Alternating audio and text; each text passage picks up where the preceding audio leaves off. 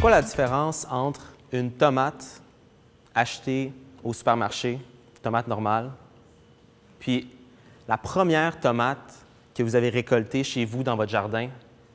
Ça fait 3 mois, là, vous la regardez pousser. C'est quoi la différence entre ces deux tomates-là?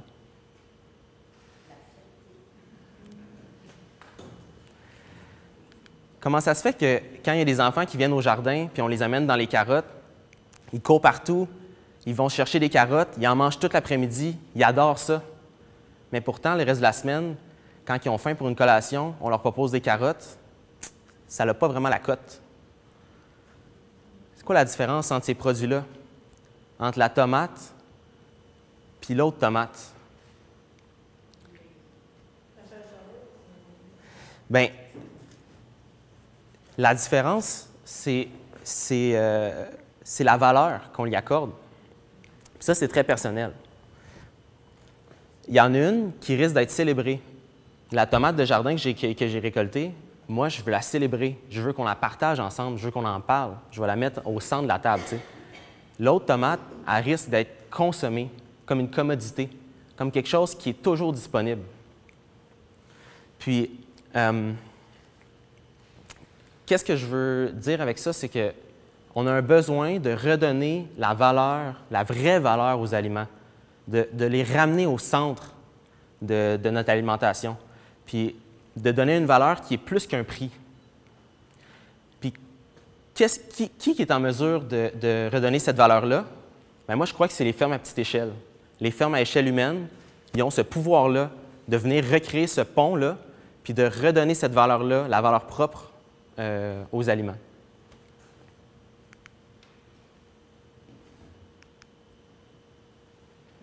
Je me présente, je m'appelle Danny Bouchard. Je suis maraîcher. Ça fait un peu plus que 3 ans que je suis maraîcher. J'ai passé les 3 dernières années à travailler à la ferme des 4 temps. C'est là où j'ai appris le plus, où j'ai eu le plus grande de ma formation, c'est à la ferme des 4 temps. La ferme des 4 temps a comme mission de montrer à quoi la ferme de demain pourrait ressembler si elle avait du financement adéquat, disons, hein, parce que c'est une ferme qui a énormément de financement. La ferme, elle a deux objectifs. Un objectif qui est de production, donc on veut avoir une ferme qui est vraiment productive, qui produit énormément de légumes, mais aussi elle a une vocation qui est éducative.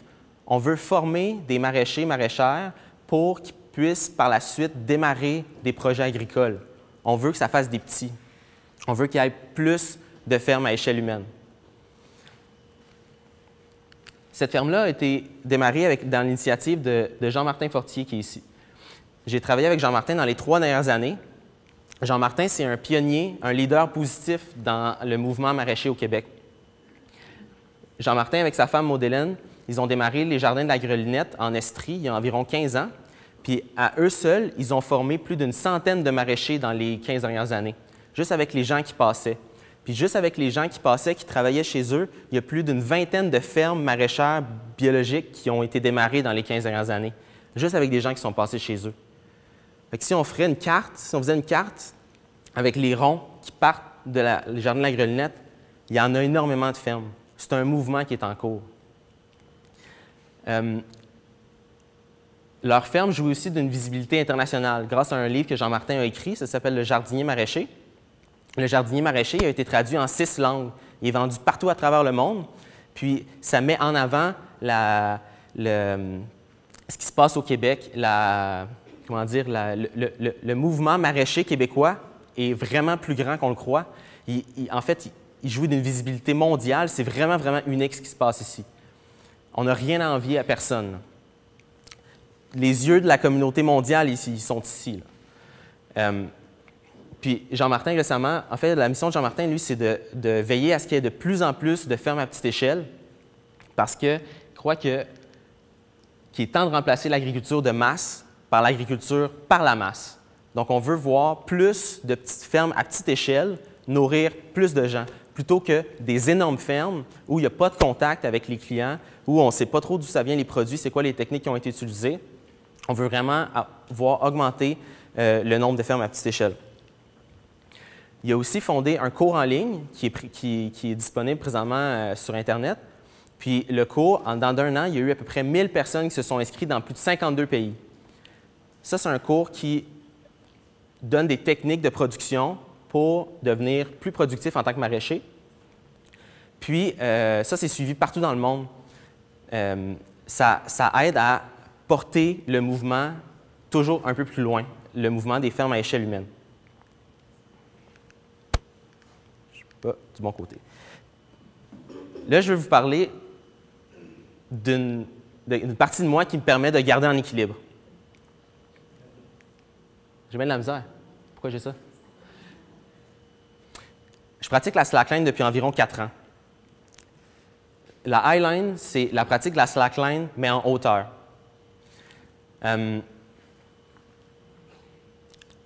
L'automne dernier, à Asbestos, en Estrie, j'ai co-organisé l'installation d'une highline de 1,9 km avec des amis. De ce fait, on a battu le record du monde de highline, ici même au Québec. En faisant ça, on a aussi organisé un événement public. Il y a environ 2000 personnes de la communauté qui se sont rassemblées autour du puits minier, une première, le puits qui était fermé depuis 6 ans. Puis ça a créé une énorme fierté dans la région à propos de ce puits-là. La raison pourquoi je vous parle de cet événement-là puis de cette connexion avec la ville, la mine, c'est que la mine, elle était un peu comme la tomate d'épicerie. Elle était là, elle était toujours disponible, mais elle n'était pas attrayante. Elle était une commodité. On ne lui donnait pas de valeur. C'était comme un fardeau, limite. Puis nous, on est arrivés, puis on a vu ça d'un autre œil, puis on trouvait ça incroyable. Pour nous, c'était une opportunité, là.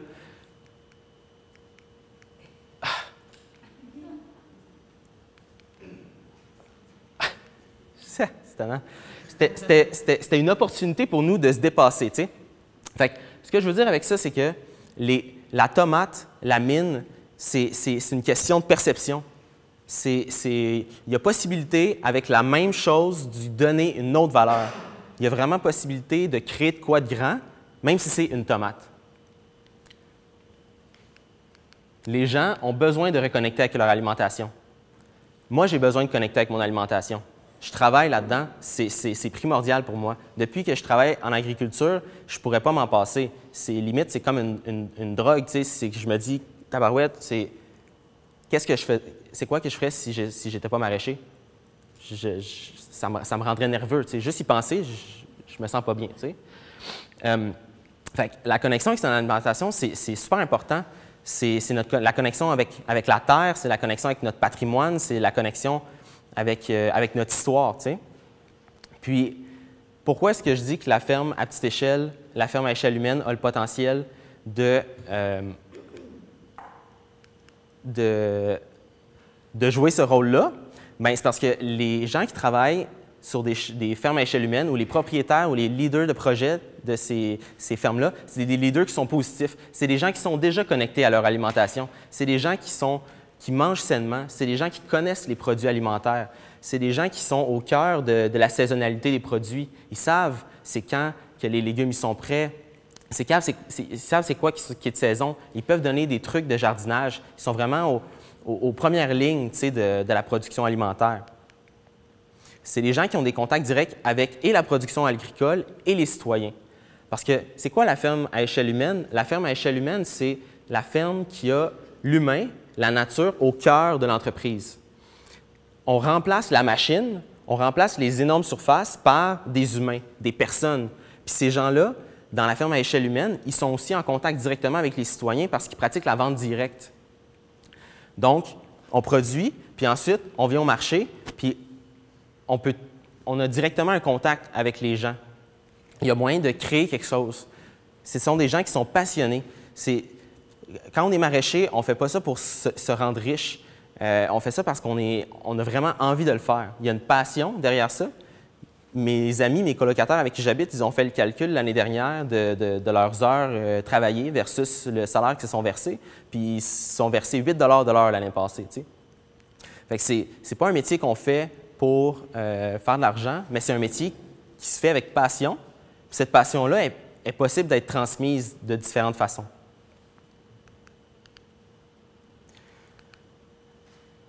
Comme je disais, il y a un partage de connaissances qui est possible. À travers la vente directe, on est capable d'avoir un contact direct avec les gens, puis de leur parler des produits, leur faire des découvertes, d'échanger des recettes, d'échanger des trucs de jardinage. Il y a une proximité qui est là. Quand on va à l'épicerie, il y a personne pour nous parler des produits. On vient, puis on n'a aucune information sur les produits, à part qu'une étiquette qui dit que ça vient du Mexique. Il n'y a rien pour nous rapprocher vraiment de notre alimentation. On fait ça comme si c'était une corvée, tu sais. Puis, on est accessible à travers différentes façons, à travers les points de vente, à travers les médias sociaux, à travers différentes façons, on est capable d'avoir un contact avec les gens qui ont des fermes à petite échelle. Comment est-ce qu'on peut entrer en contact avec ces gens-là? Bien, il y a plusieurs façons.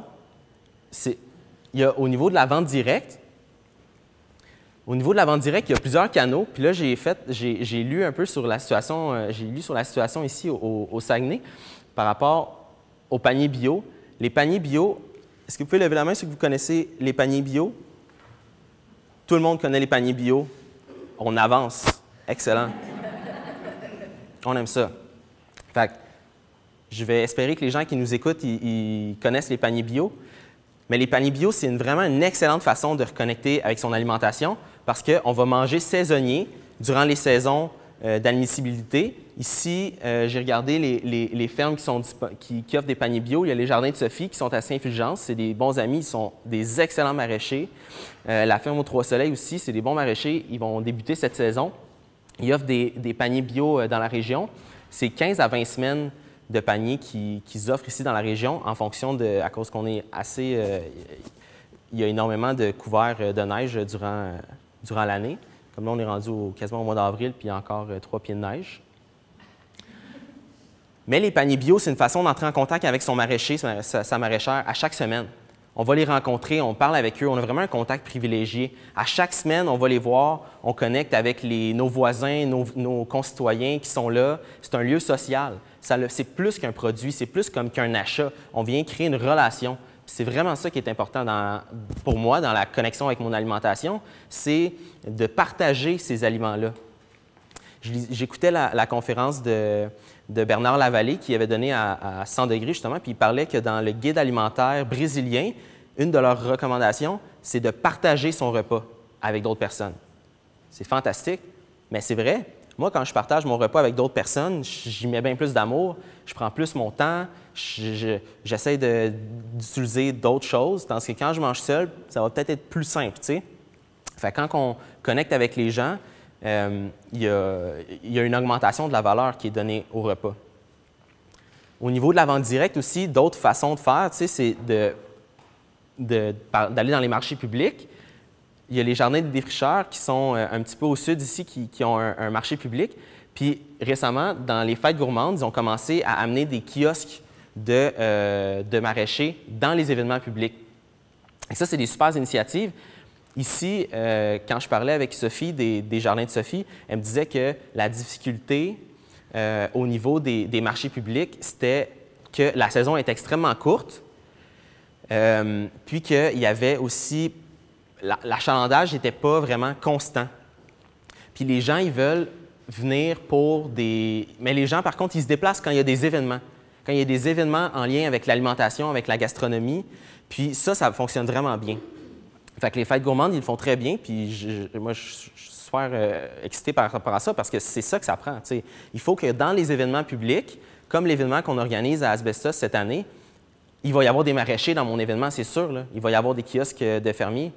Il faut amener les kiosques fermiers dans les événements, à même titre qu'on apporte les fromagers, on amène des restaurateurs qui viennent donner des bouchées. Pourquoi est-ce qu'on n'aurait pas aussi des maraîchers qui vendent des carottes ou qui vendent des produits qui peuvent être consommés sur place?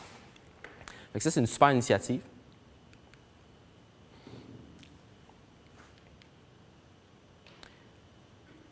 Une autre façon que les fermes à échelle humaine peuvent contribuer à rapprocher les citoyens de leur alimentation, c'est au niveau de l'éducation. les fermiers, les agriculteurs, les maraîchers et ceux qui ont des vergers et autres, là, ils en savent beaucoup, beaucoup sur ce qu'ils font. Tu sais, c'est leur métier, c'est des techniciens, ils savent comment faire. Tous les gens qui ont des jardins à la maison, moi j'ai une cousine, elle a un super jardin chez elle, elle tripe. À chaque fois que je vais chez elle, on parle pendant 5-10 minutes de son jardin, on travaille un peu, puis sa flamme là, est comme, tu sais, j'ai soufflé sur son feu, là, elle adore ça, tu sais, on passe du super bon temps. Bien, il y a un rôle aussi qu'on peut faire à contribuer à souffler sur le feu de la passion des gens dans leur jardin. On peut donner des trucs techniques, que ce soit dans nos rencontres avec les points de vente ou que ce soit avec vraiment des formations. Là, à gauche, je parle le Jardin des Funambules, c'est des amis à moi, puis en plus, ils ont un vraiment beau nom de ferme.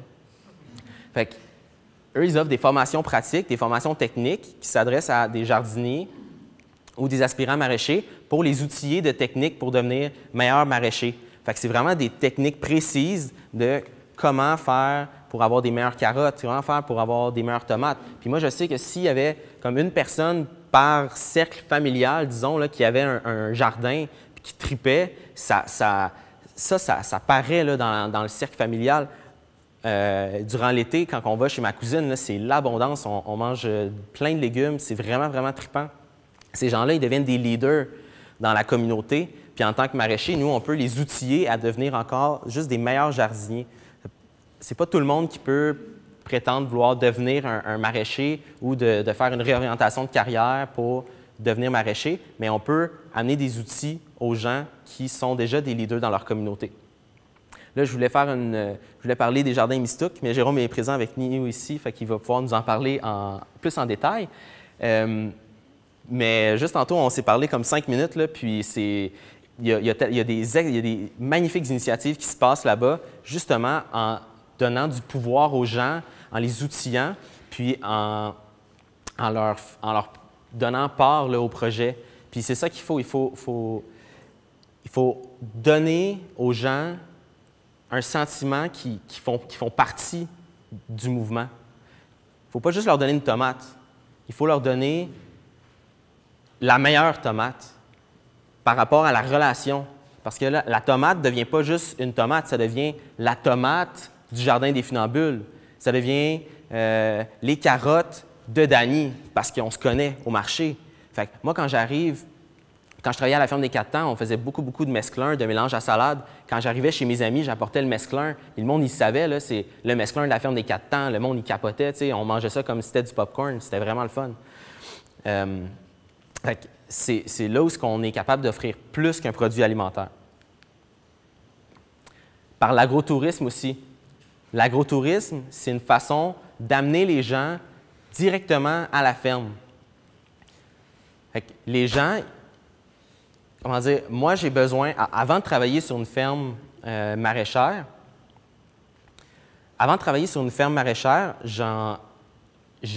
j'avais pratiquement jamais mis les pieds sur une ferme. Puis, le lieu physique, ce qu'il apporte, c'est une possibilité de toucher. C'est une expérience. C'est une possibilité pour amener des enfants puis leur faire récolter des choses ou leur donner vraiment une expérience favorable sur les lieux de la ferme. Tu sais. Il y a vraiment plusieurs moyens qu'on peut utiliser pour amener les gens à la ferme. Au Jardin de Sophie, par exemple, à Saint-Fulgence, ils font des événements festifs. Comme l'année dernière, il y a le Quack Fest qui s'est déplacé jusqu'à là-bas. C'était un événement gastronomique où il y avait des restaurateurs qui étaient là. Eux, ils transformaient des légumes qu'eux, ils avaient produits. Il y avait une visite des jardins. Il y avait des microbrasseries de l'endroit. Il y avait tout ça qui se passait. C'était super familial. C'était vraiment trippant. Puis ça donne une expérience vraiment positive aux gens. Les gens, ils sortent de là. Ils ont vu la vue magnifique. Ils associent maintenant la ferme à autre chose, à quelque chose de plus que juste leurs légumes. En plus, en ayant des restaurateurs sur place qui font la transformation des produits, bien là, ça nous donne une autre vision de ce que ça peut être, utiliser un radis dans une cuisine. Moi, un radis, avant, c'était, je mettais ça en crudité, puis c'était la fin, tu sais. Mais là, des fois, quand on travaille avec des restaurateurs, des gens comme dans un événement comme le Quackfest, le radis, c'est peut-être pas le meilleur exemple, mais parce que you can only do so much. Mais tu peux le faire en mandoline, tu sais. Tu n'as jamais fait ça? Pas le bon exemple, mais j'ai déjà mangé du sorbet au concombre, puis c'était vraiment fantastique, mais je ne le ferai pas moi-même. Mais bref, ils utilisent toujours des façons créatives de transformer les produits, puis c'est vraiment le fun de travailler avec des gens qui sont aussi passionnés du produit que nous, puis ça nous donne d'autres idées pour les utiliser à la maison. Je sais qu'au Jardin de Sophie, ils font aussi une vente de plants. Ça se passe toujours au début de l'année, au printemps. Puis là, la même chose, ils invitent les gens à venir chercher leurs plants. C'est une journée qui est super familiale. Les enfants, ils viennent, ils découvrent, ils font une visite de la ferme, puis ils se mettent les mains à la terre. Moi, j'ai envie que mes enfants, quand je vais en avoir, ils soient sur ma terre, qu'ils puissent se promener, qu'ils aillent récolter des légumes, qu'ils vivent c'est quoi, qu'ils goûtent c'est quoi, des carottes qui goûtent la terre, qu'ils ne goûtent pas juste les carottes découpées là, qui sont dans des petits sacs avec de l'eau. J'ai envie que les gens ils touchent, ils viennent dans la ferme, à la ferme, manger des légumes. Puis ça, c'est une vraiment bonne façon de le faire.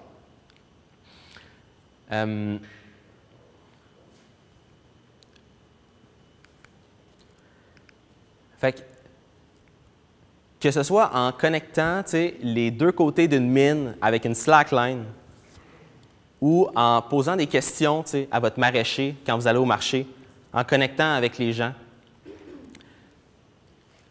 Il y a toutes sortes de façons de connecter avec son alimentation, il y a toutes sortes de façons de connecter avec les gens puis de créer des liens.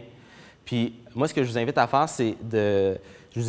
en tout cas tout à l'heure, c'est de réfléchir à comment est-ce qu'on peut favoriser l'établissement de ces liens-là, de créer ces lieux-là de rassemblement au marché, dans des événements festifs, d'amener des gens comme au Jardin Mistook sur place, puis de créer ces liens-là, puis de devenir des ambassadeurs de relations, parce que l'alimentation, ça commence par les relations. Puis je crois qu'une carotte, ça peut être beaucoup plus qu'une carotte. Merci.